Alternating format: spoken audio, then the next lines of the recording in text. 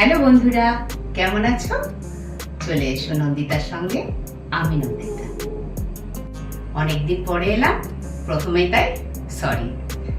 আজকে আমি এয়ার ফ্রায়ারে রান্না করব। অনেকেই বলেন এয়ার ফ্রায়ারে রান্না নাকি টেস্টি হয় না। একটু ধৈর্য ধরে ভালোবেসে করলে নিশ্চয়ই টেস্টি হয়। আজকে আমি করছি গ্রিলড বাসা।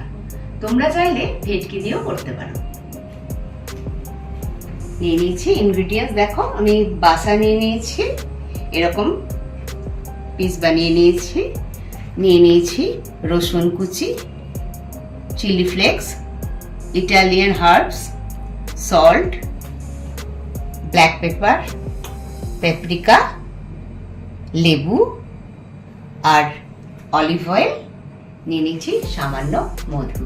চলো শুরু করে ফেলি। মাছগুলো যেহেতু আমার ফ্রিজে ছিল তাই একটু ভেজা ছিল, ময়েশ্চার যাতে না থাকে তার জন্য তোমরা টিস্যু দিয়ে ভালো করে এগুলোকে শুকনো করে নেবে। আমি টিস্যু পেপার দিয়ে এক্সেস জলটা মুছে নিলাম। এবার ম্যারিনেশনের পালা। প্রথমেই দিয়ে দেব লেবুর রস, তারপরে দেব সল্ট, এবার দিয়ে দেব গোলমরিচের গুঁড়ো আর পেপরিকা দিয়ে একটু মেখে নিই।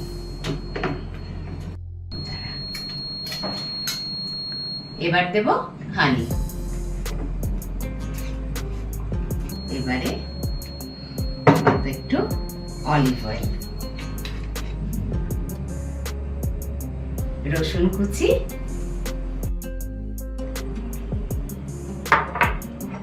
আর চিলি ফ্লেক্স আর ইটালিয়ান হার্বস। তোমরা অরিগ্যানো দিতে পারো। এগুলো একটু মেখে 10 মিনিট মতো রেখে দিলেই রেডি হয়ে যাবে। ভেতরে জুসটা ঢুকে যাবে। এবার আমার 10 মিনিট হয়ে গেছে। এবার আমি এটাকে সাজিয়ে দেব। সামান্য অলিভ অয়েল জাস্ট ব্রাশ করে নিচ্ছি। এবার ফিশগুলোকে সেট করে দেব।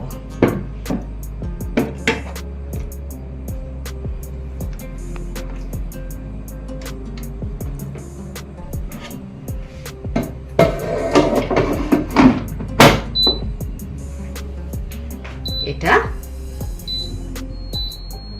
200 ডিগ্রি টেম্পারেচারে তোমরা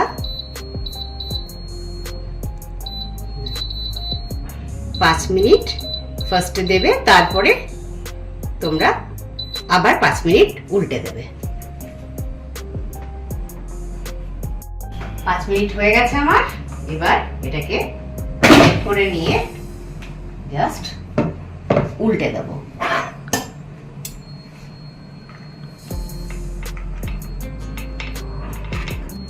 এবার আবার 5 মিনিটের জন্য আমি এটাকে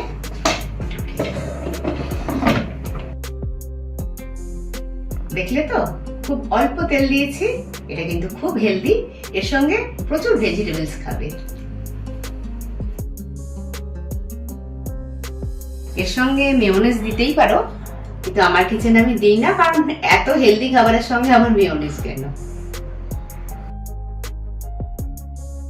মাছের খাদ্যগুণ কি কি বলতো?